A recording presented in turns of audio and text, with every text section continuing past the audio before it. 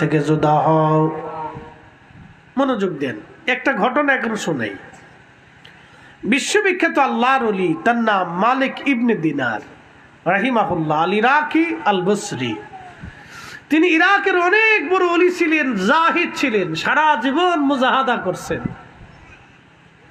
আমরা অনেক সময় মুজাহাদা বুঝি না।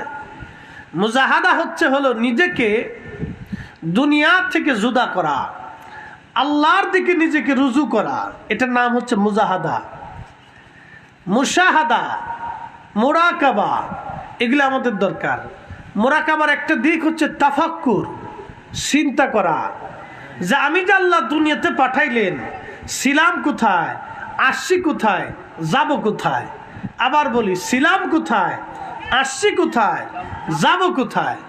আল্লাহ আমাকে কেন দুনিয়াতে পাঠাইলেন, এই কেনর উত্তরটা যদি আপনি খুঁজেন,